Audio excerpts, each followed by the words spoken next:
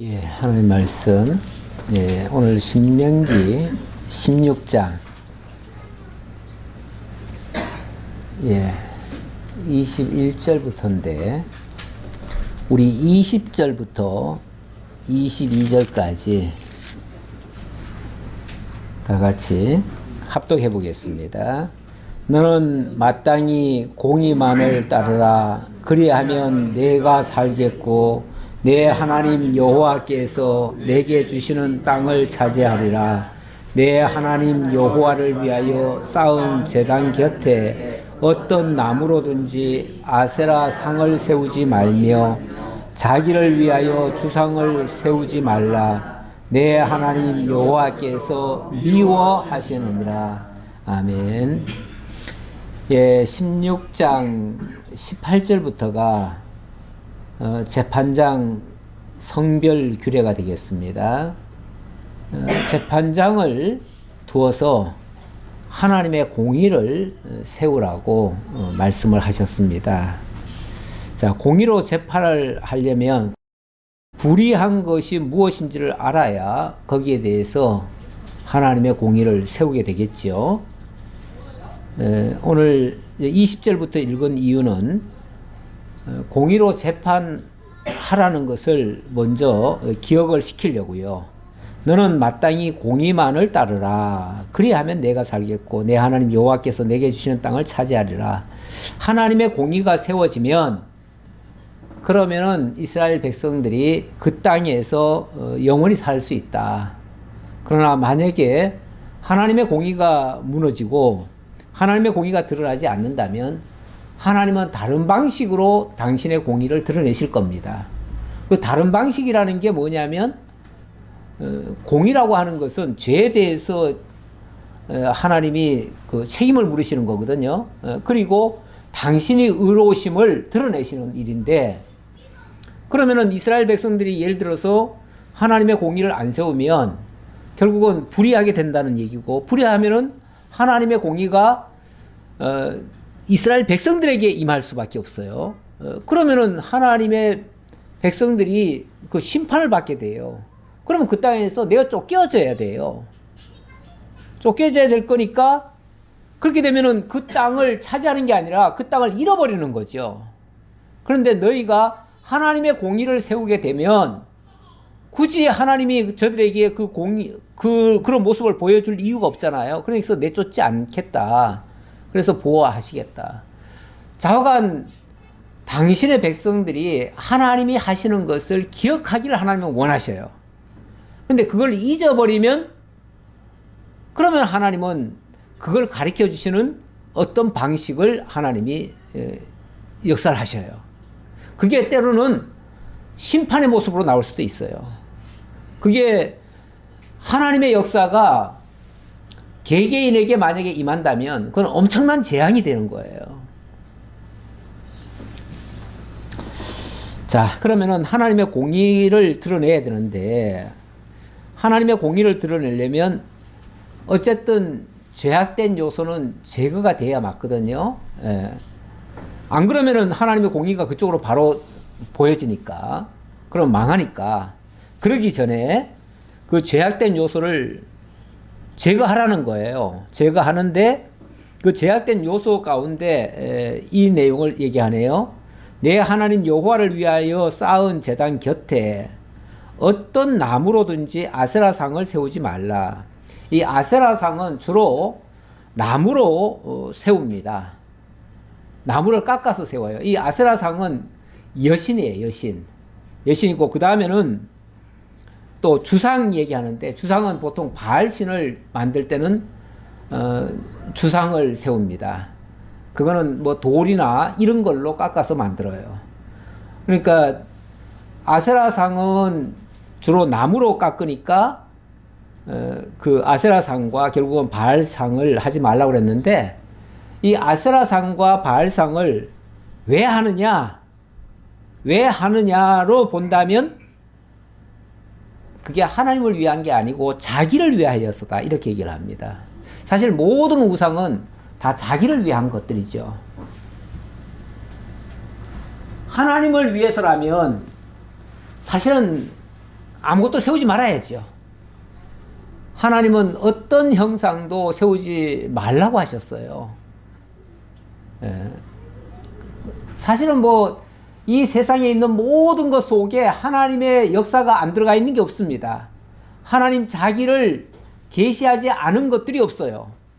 그래서 아우 여기 보라고, 여기 하나님의 솜씨가 얼마나 위대하냐고 그렇게 얘기하면 그걸 또 막 기념하고 그걸 막 높이고 그럴 거 아니에요? 그러면 그것도 또 우상이 돼요. 그래서 아예 하나님께서는 그 어떤 것에도 하나님의 역사는 볼 수 있지만, 무엇을 통해서 하나님의 역사를 배울 수는 있지만 그걸 하나님처럼 여기는 것은 안 돼요. 그러니까 우상과 하나님의 그 경계가 분명해야 됩니다. 우리는 하나님을 위한답시고 하면서 우상을 만드는 예도 많아요. 원래 금송아지를 만든 그 계기가 뭐였습니까? 금송아지를 일부러 우상 만들자 하고 만들었습니까? 아니면 하나님 잘생기자 하고 만든 겁니까? 하나님 잘생기자고, 하나님 찾겠다고 한 게 금송아지였어요. 하나님을 본 적은 없잖아요. 본 적은 없는데 우리에게 하나님을 보여달라 하니까 아론이 그럼 금덩어리 가져와라, 하나님 너희들한테 보여줄게. 그럼 금덩어리 가져오라 그래가지고 그 금덩어리 가지고 불에 넣어가지고 녹여가지고 만든 게 금송아지예요. 그러면서 이게 너희를 애굽에서 인도해내신 하나님 여호와다 이래버린 거예요. 그러면 백성들은 와 하고 좋아하지요. 왜? 드디어 우리 하나님을 만났구나 해가지고. 근데 그게 하나님입니까? 하나님이 아니죠. 결국은 만들어 놓은 모든 것들은 가짜 하나님이에요. 진짜가 아니에요. 중요한 것은 그 어떤 뭐 형체나 외형적인 그런 것이 아니라 그것을 주관하시는 하나님을 알아야 되는데, 뭐 하나님이 눈에 얼른 안 보이니까 자꾸 이런 일을 하지요.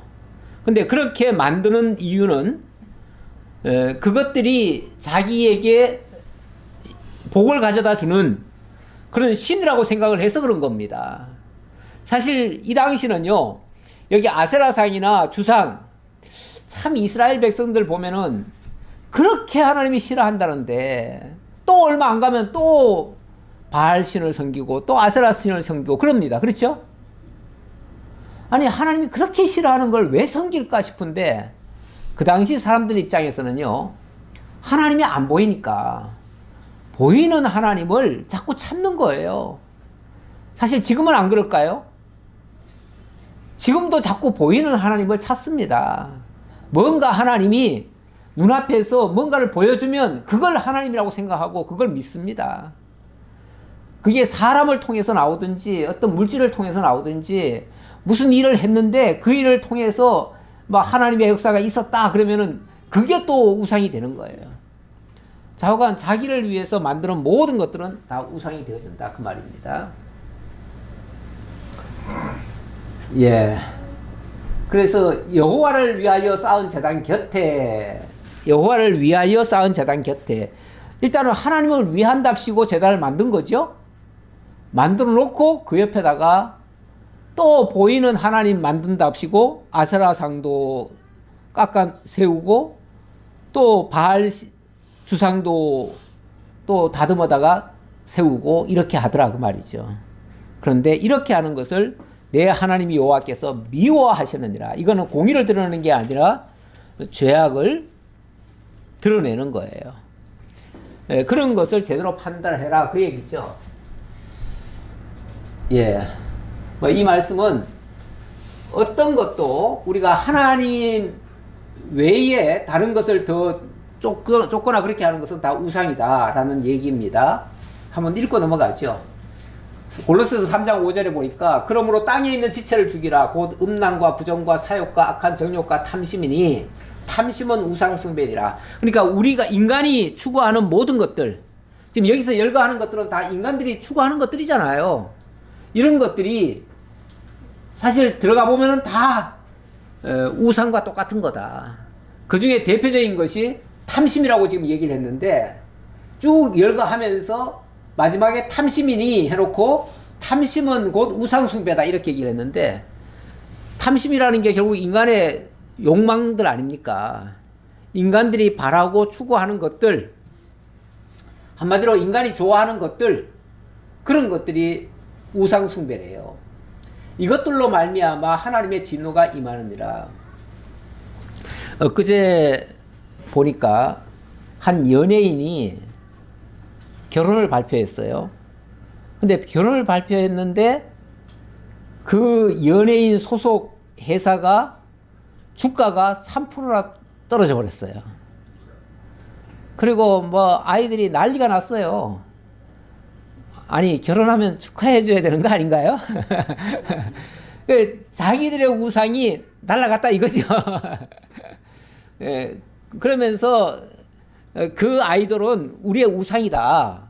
그런데 우리 허락 없이 어떻게 결혼을 시킬 수가 있느냐, 이 얘기예요. 우리의 우상은 영원히 우리와 함께 해야 된다. 결혼하지 말라는 거예요. 우스꽝스러운 모습이긴 한데, 사람들이 이런 정말 말도 안 되는 탐욕들을 가지고 있습니다. 자기 좋아하는 대로 생각하는 겁니다. 그건 한 예지만, 세상 모든 부분에서 보면은 진짜 하나님의 뜻을 찾는 것은 거의 없고요. 자기들이 좋아하는 대로 하는 경향이 많습니다. 너희도 전에 그 가운데 살 때는 그 가운데서 행하였다. 예, 우리가 지금 이제 예수를 믿으니까 그런 것들이 좀 우습게 보이고 좀 문제가 있다 생각이 들지. 우리도 예수 모를 때는 똑같이 그들과 똑같은 생각을 했고 그렇게 그 가운데서 살았어요. 예, 모든 사람이 원하는 대로 했어요. 모든 사람이 좋아하는 것만 쫓아갔고요. 어차피 뭐 하나님 모르니까 그게 다 전부였지요.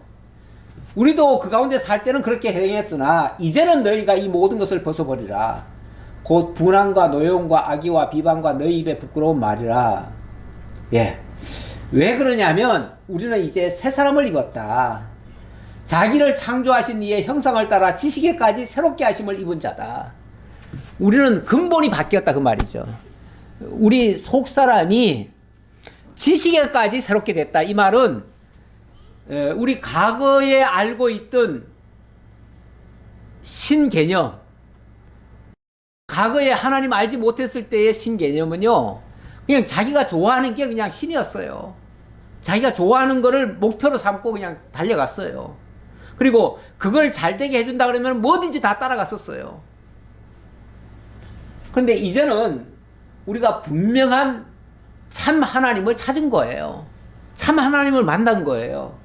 그래서 이제는 그분이 우리를 새롭게 만들었고 새 사람을 만들었고 당신의 자녀로 만들었고 이제 그분이 원하시는 그 목표대로 우리는 이제 달려가는 거예요. 그분의 형상을 따라 지식에까지 새롭게 하심을 받는 거예요. 우리가 이제 그런 사람으로 탈바꿈이 되어졌다라는 것을 소개하는 내용이 되겠습니다. 그래 놓고 17장으로 넘어가는데요. 이어지는 내용입니다. 같은 제목이에요. 다른 신이나 천체를 향해서 절한 자는 죽이라고 명하시네요. 흠이나 악질이 있는 소와 양은 아무것도 내 하나님 여호와께 드리지 말지니 이는 내 하나님 여호와께 가증한 것이 됨이니라. 일단 부정한 것들은 하나님 앞에 합당치 않다라고 얘기를 했고요.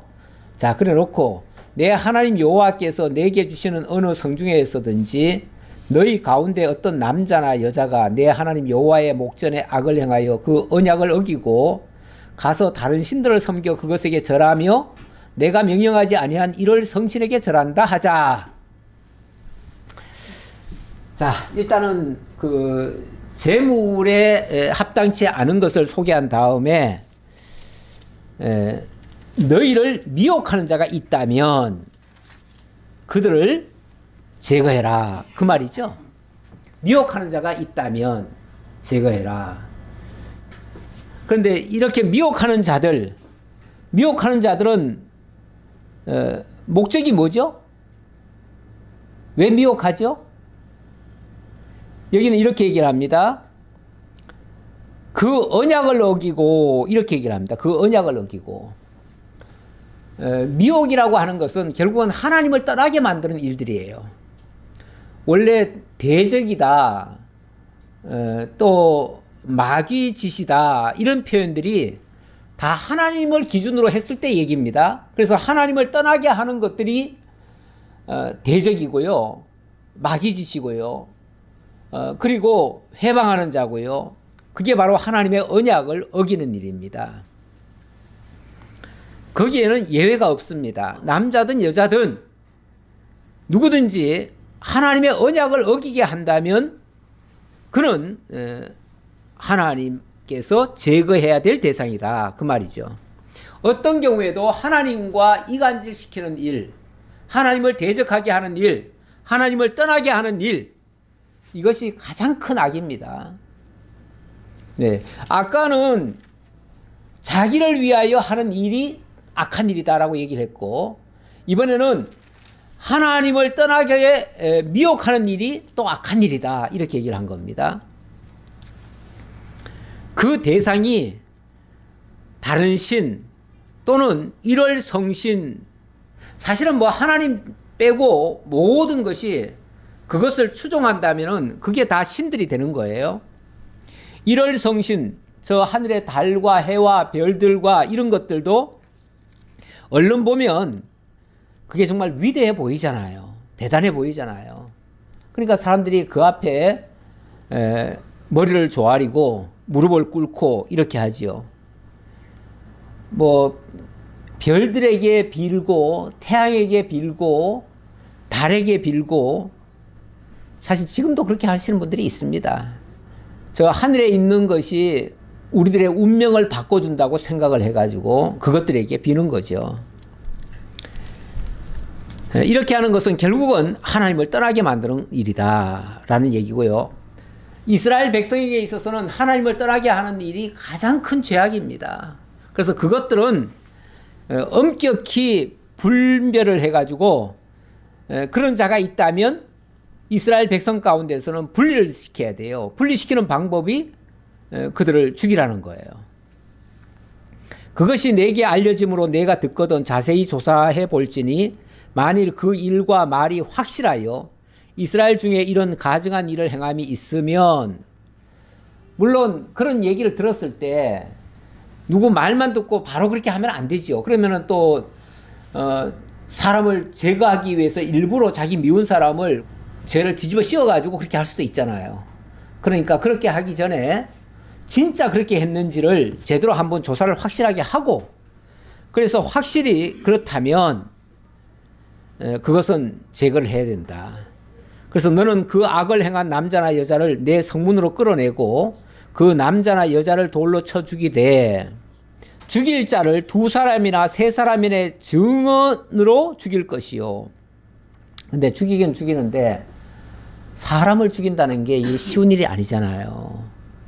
굉장히 심사숙고해야 될 부분이고, 이게 물론 하나님의 공의를 세우기 위한 목적에서 하는 일이고, 이거는 어디까지나 언약 자손에게 해당되는 이야기입니다. 이게 일반 세속 국가에서, 그러니까 하나님만을 섬긴다 하는 그런 신정 국가가 아닌 일반 세속 국가에서 이거를 그대로 이렇게 하면 큰일 납니다. 이렇게 할 일은 아니에요. 요거는 전 이스라엘 백성은 전체가 다 하나님의 민족적으로 구원을 받은 백성이고, 그래서 하나님의 언약 자손이에요. 그렇기 때문에 그 언약 자손을 하나님과 떨어지게 만드는 일, 미혹시키는 일, 이거는 정말 죽을 죄다 그 말이죠. 하지만 이거를 갖다가 일반 세속 국가에다가 이 법을 들이대면은 이거 안 맞아요.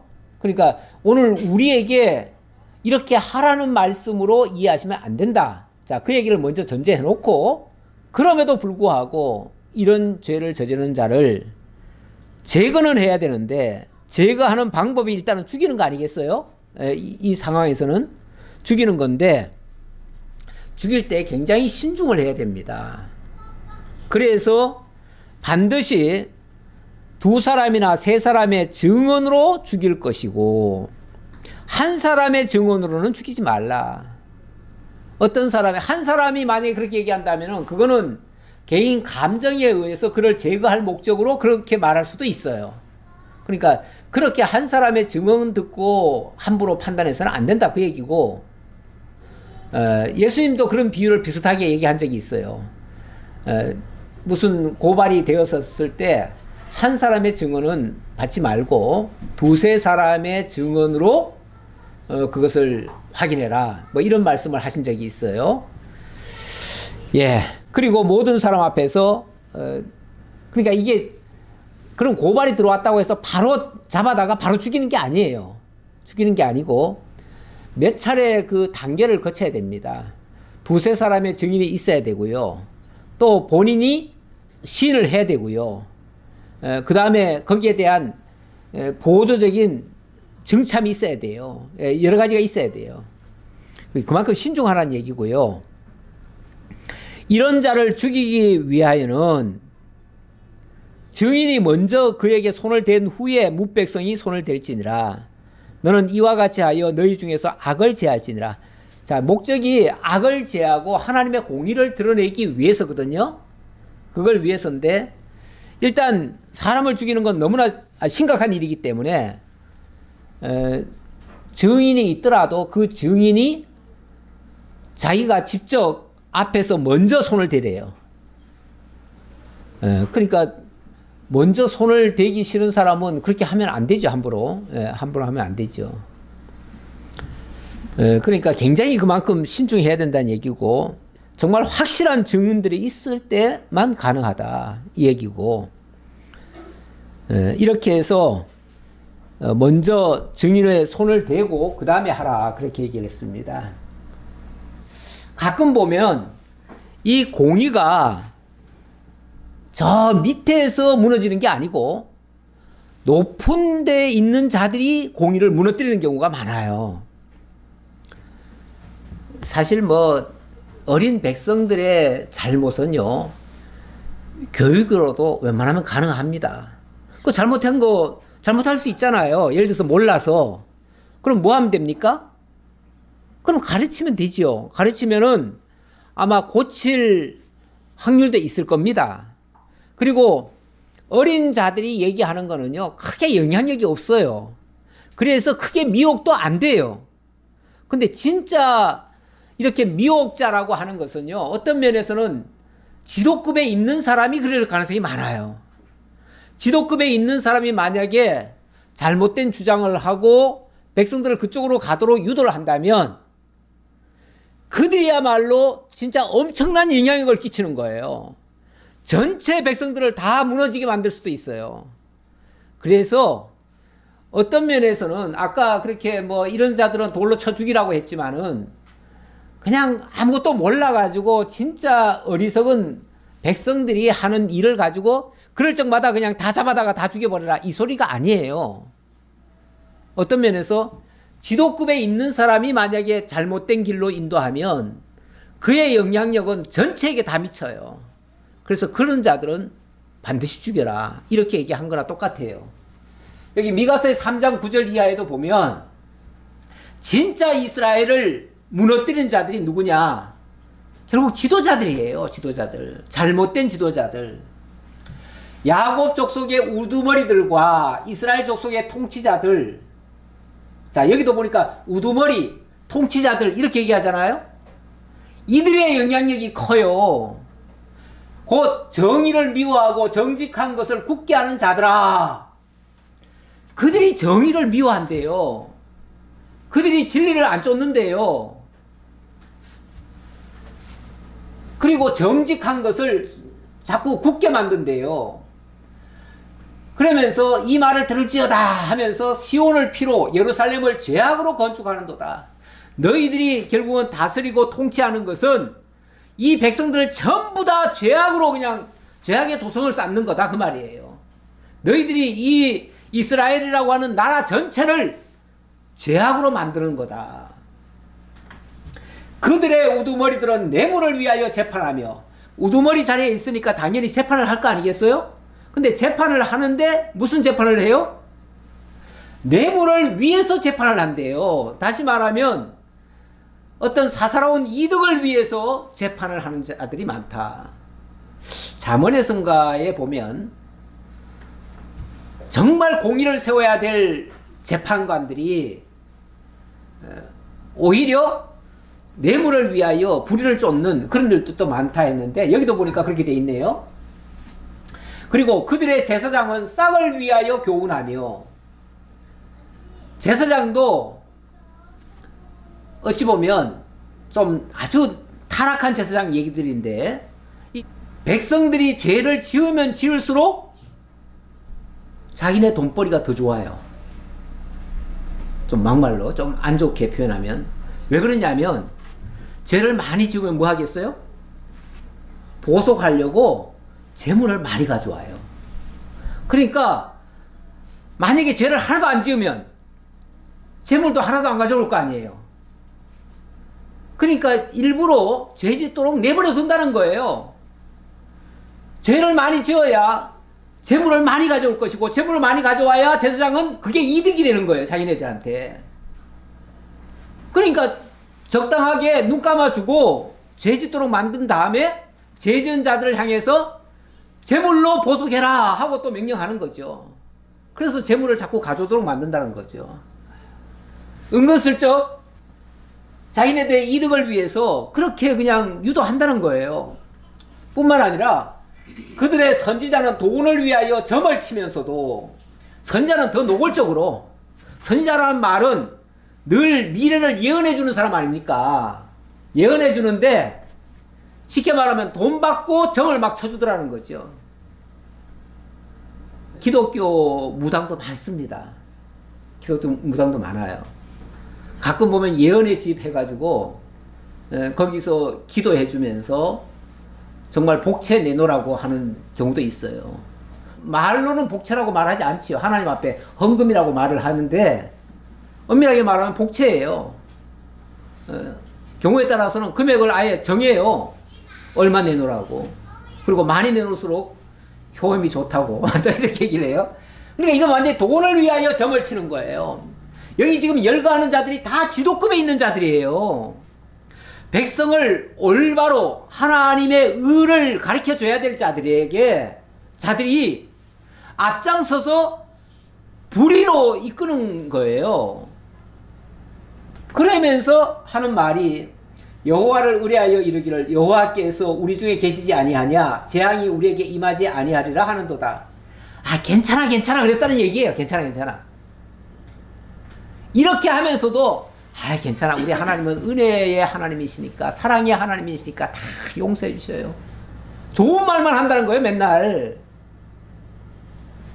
예, 언젠가부터 한국 강단에는 죄를 질책하는 모습이 없대요. 회개하라는 용어도 없어졌대요. 그래서 회개라는 말도 안 한대요, 이제는. 예. 그리고 어떤 죄를 저질렀을지라도 하나님이 다 용서해 준다는, 그냥 하나님의 사랑의 하나님만 계속 부르짖는 거죠. 이거는 점점 죄악으로 우리를 이끌고 가는 꼴이에요. 지도급에 있는 자들이 앞장서서 당신의 백성들을 자꾸만 죄악으로 끌고 간다, 그 말이죠. 이게 미혹자들이에요. 사실은 이런 자들을 죽이라는 얘기예요. 참 무지렁이 같은, 정말 아무것도 몰라가지고, 그래서 저 하늘을 향해서 달님이여 별님이여 나 좀 도와주세요 이런 말 한다고 해서 그 사람 죽이라는 얘기가 아니에요. 그 사람들은 교육의 대상이에요. 어찌 보면 그들은 배워야 될 대상이고, 만약에 그런 자가 있으면 그런 사람들은 데려다가 지도자들이 가르쳐야지요. 가르쳐야 되는데 그걸 안 가르치고는, 그렇게 하더라도 그냥 돈만 갖다가 내놓으면은 다 받아주고 막 이런 식으로 하니까 그들이 진짜 문제다, 그 말이죠.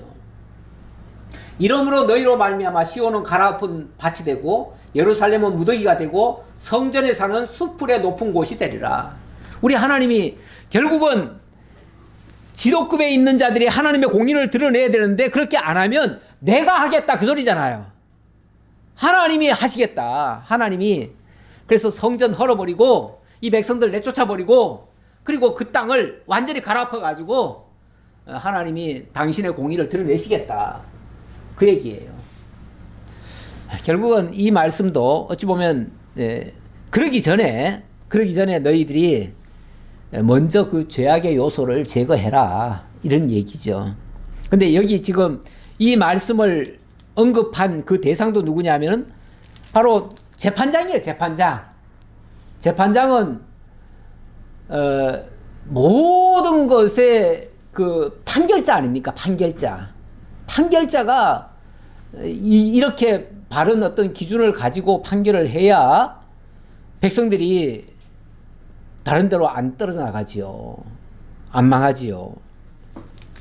내 성중에서 서로 피를 흘렸거나 다투었거나 구타하였거나 서로 간에 고소하여 네가 판결하기 어려운 일이 생기거든 너는 일어나 내 하나님 여호와께서 택하실 곳으로 올라가서 레위 사람 제사장들과 당시 재판장들에게 나가서 물으라.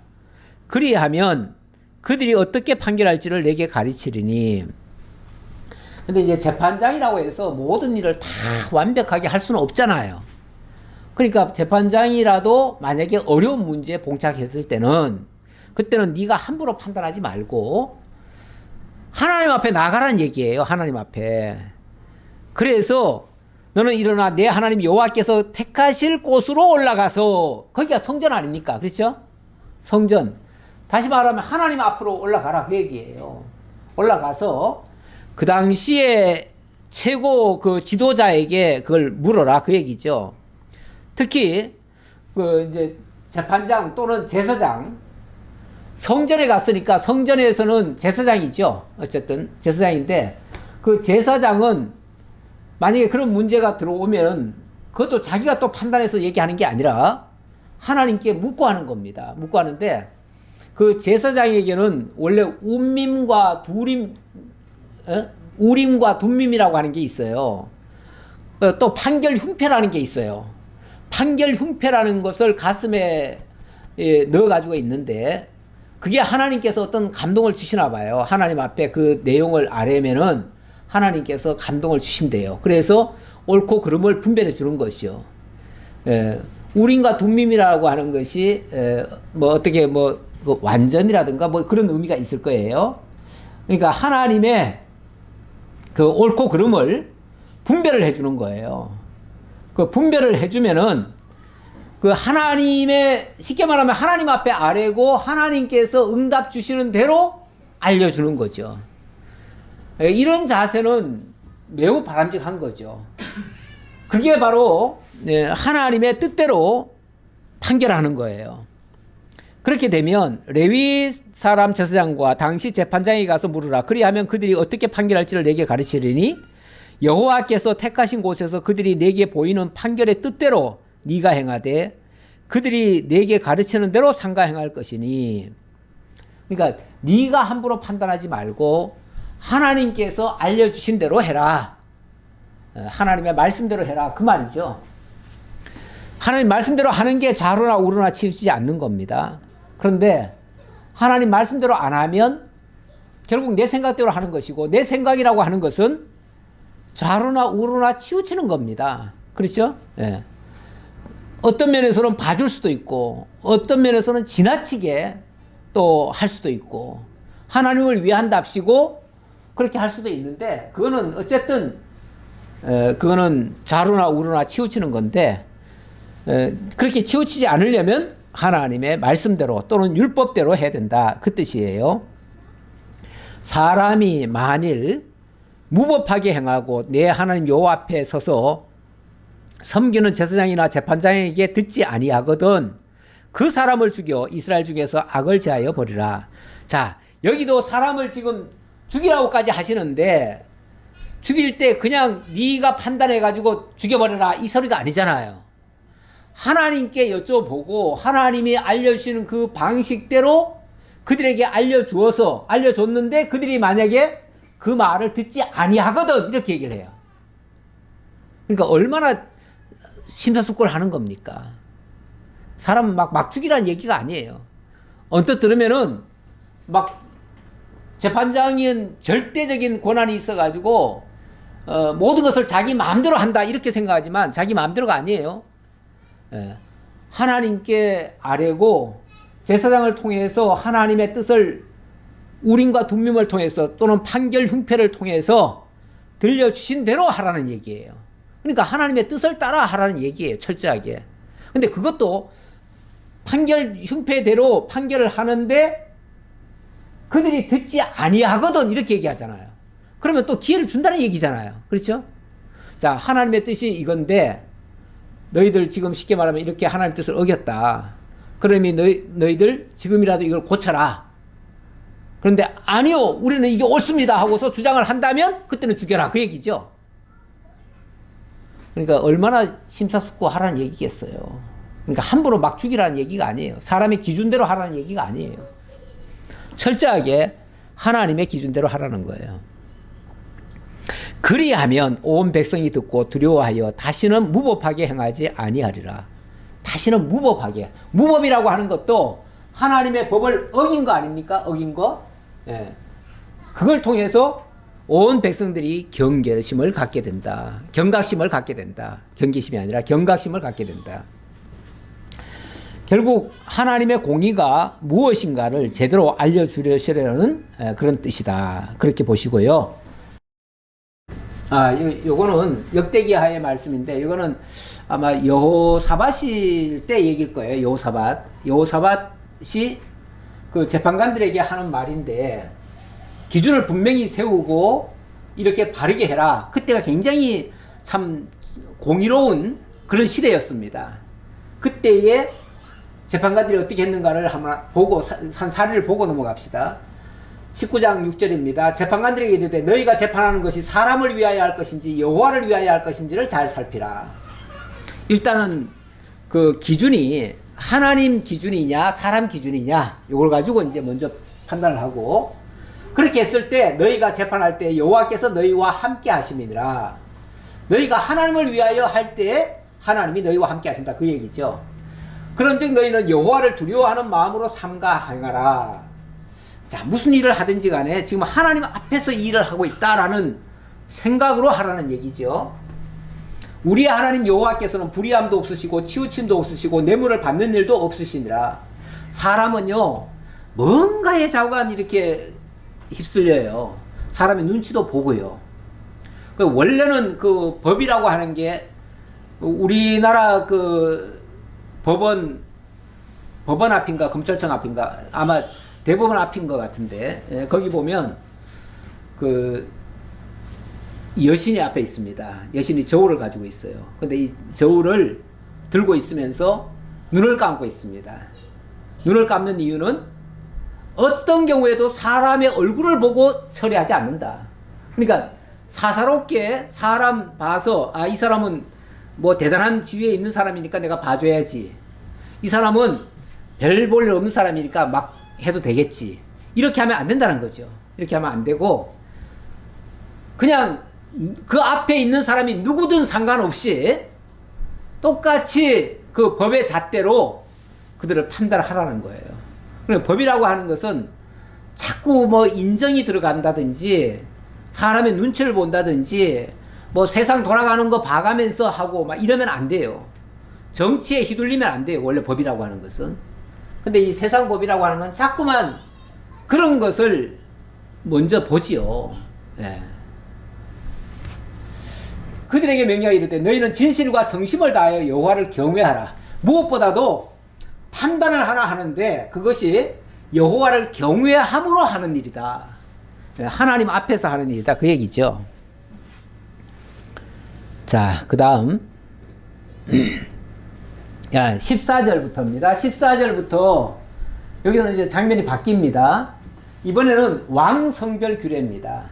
자, 지도자들을 세우는데 성별해서 세우는데 구별해서 세우는데 재판장은 어떤 기준으로 세워야 될 것인가, 또 왕은 어떤 기준으로 세우고 그들에게 어떻게 하도록 해야 되겠는가 그 말이죠. 자, 14절로 17절에서는 왕이 갖춰야 할 자격과 주의해야 할 것들을 명하시는 장면이고요.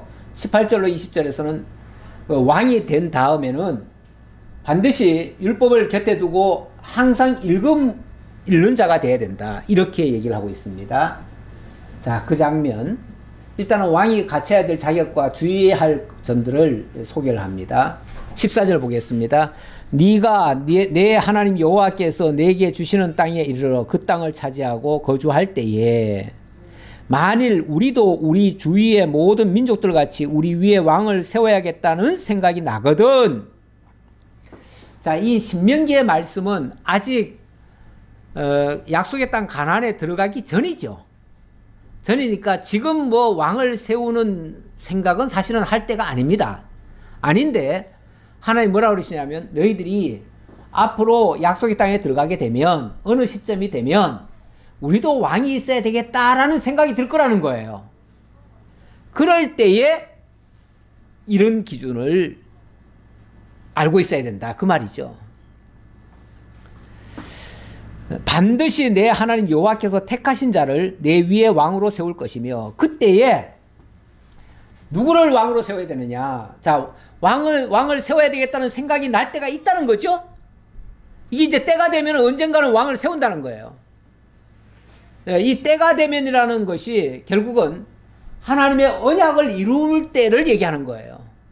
우리 하나님이 이스라엘 민족에게 약속하신 게 있죠. 뭘 약속하셨죠?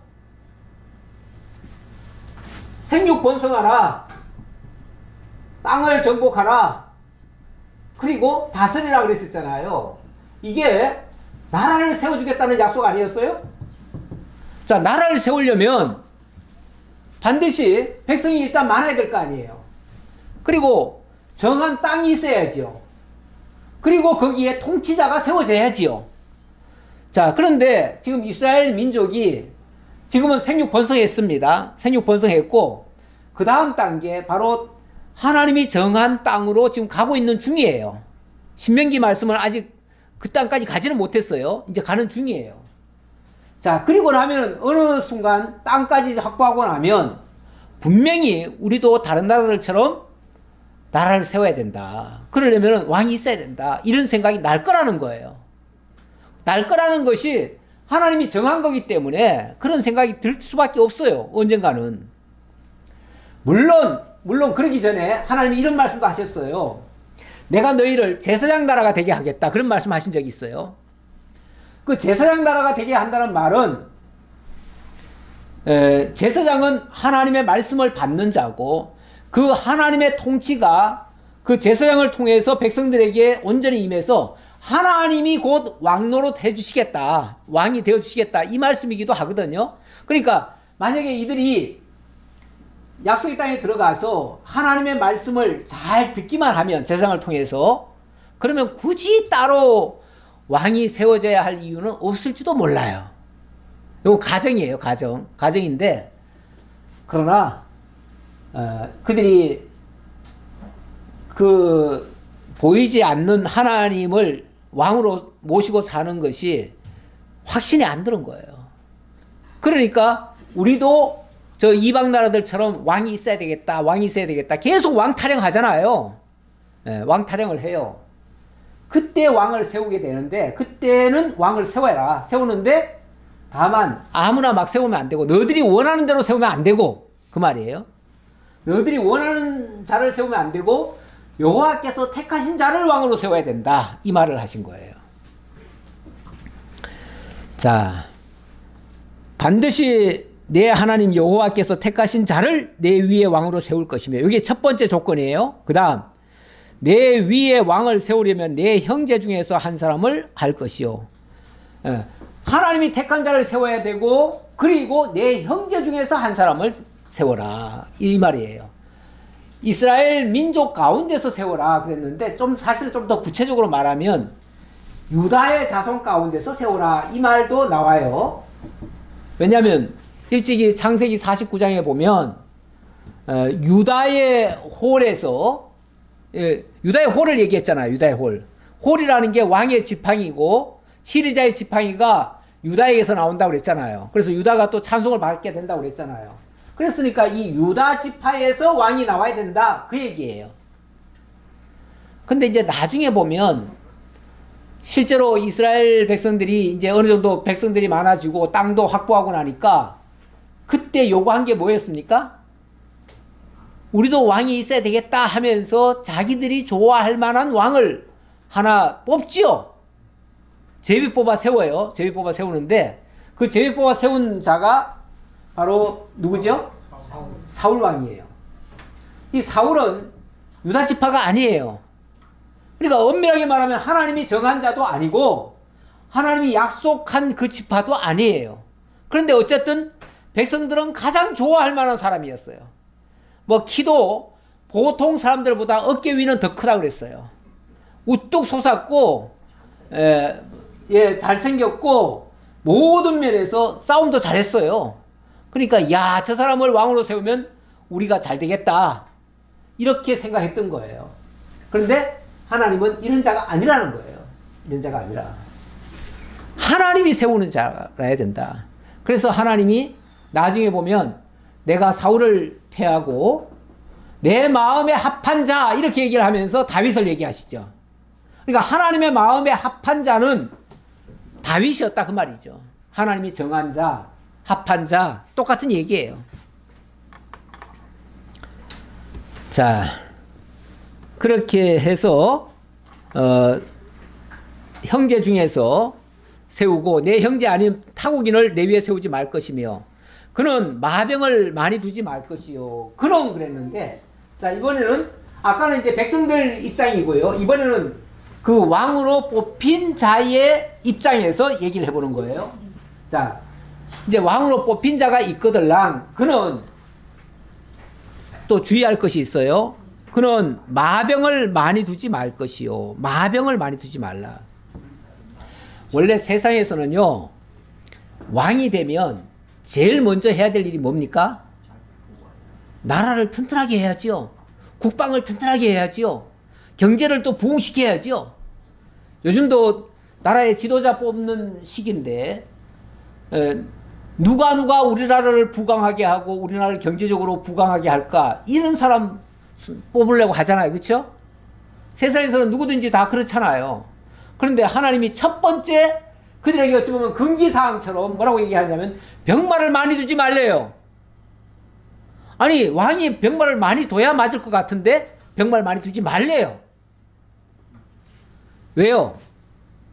네. 그리고 병마를 얻으려고 많이 얻으려고 그 백성을 애굽으로 돌아가게 하지 말 것이니 근데 병마를 얻으려면 어떻게 해야 됩니까? 병마가 어디서 나옵니까? 아무래도 강대국에서 좋은 무기를 만들잖아요. 지금도 보면은 우리나라의 군사 무기에 아마 한 80%는 다 미국에서 올 거예요. 당연히 강대국에서 수입하지 뭐 어디서 수입하겠어요. 그러면은 강대국에 가서 강대국의 무기를 수입해다가 우리나라 국방을 튼튼하게 해야 된다. 이게 보통 사람들의 생각이잖아요. 그런데 그러지 말라는 거예요. 왜 그러겠어요?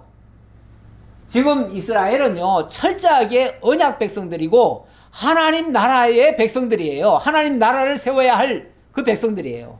그렇다면 하나님이 왕이 돼야 되고 하나님만을 절대적으로 의존을 해야 돼요. 근데 병마를 많이 만들어 놓으면 누구 의지하겠어요?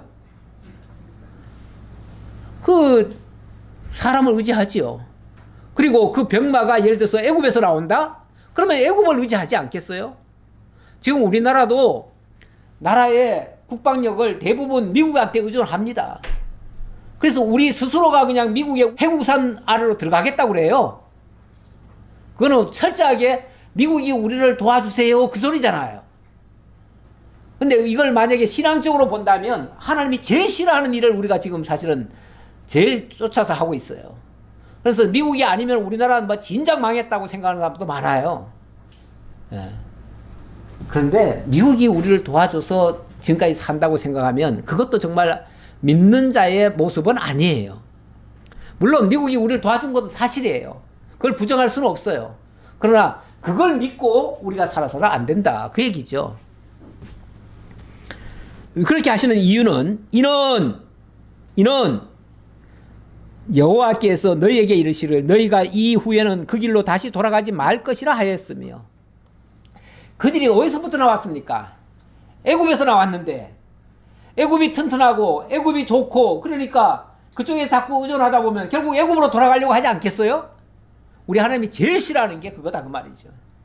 하나님은 거기서 다시는 그쪽은 쳐다도 보지 말라고 일부러 다시는 못 돌아갈 길을 만들었잖아요. 그래서 홍해를 일부러 건너신 거 아니에요? 그리고 뒤쫓아오던 애국 병사들 다 죽이시지 않았나요? 다시는 그들을 의존하지 말라고. 근데 그들을 또 의존해요? 예. 그 다음, 그에게 아내를 많이 두어 그의 마음이 미혹되지 말게 할 것이며, 아내를 또 많이 두지 말라네요? 근데 옛날에는요, 지금은 뭐 그게 말이 안 되지만, 옛날에는 아내를 많이 둔다는 것이 나쁜 게 아니었어요. 왜 그러냐면, 아내를 많이 둔다고 하는 것은 그게 국력의 상징이기도 해요. 그 아내가 왜 많아지냐면, 그 주변에 작은 민족들이, 그 토호 세력들이 자기네들하고 사이좋게 지내자고 아내감들을 자꾸 보내줘요. 공주들도 보내주고 막 보내줘요. 그러니까 결혼을 하면 그들이 다 우군이 되는 거예요. 세상적으로 말하면 우군들이 많은 게 좋은 거 아닌가요? 그러면 나라가 튼튼해지지 않나요? 일종의 다 정략적 결혼이에요. 옛날에는 대부분 그렇습니다. 정략적 결혼이에요. 그런데 이런 거 하지 말라는 거예요. 이런 거. 왜냐하면 아내를 많이 두다 보면 그 아내들도 다 인정을 해줘야 되고 그들이 가지고 있는 신앙도 인정을 해줘야 될 판인데, 그렇게 되면 그들이 결국은 다른 신을 끌어와 가지고 미혹시킨다는 거예요. 그 대표적인 사례가 뭡니까? 솔로몬이죠. 솔로몬이 그렇게 해가지고 결국은 미혹을 받았지 않습니까? 그 다음, 자기를 위하여 은금을 많이 쌓지 말라. 은금도 마찬가지죠. 원래는 나라를 튼튼하게 하고 국방을 튼튼하게 하고 동시에 또 경제적으로도 부유하게 만들어야 돼요. 부지런히 뭐 우리나라 대통령도 뭐 영업사원 1호라 그러대요. 세계에 나가서 우리 거를 많이 팔아가지고 우리가 경제적으로 부유하게 만드는데 그냥 지도자가 제일 먼저 해야 될 일이라고 선포한 거예요. 그런데 그렇게 하지 말라는 거예요. 지도자가 할 일이 사실은 그게 아니에요.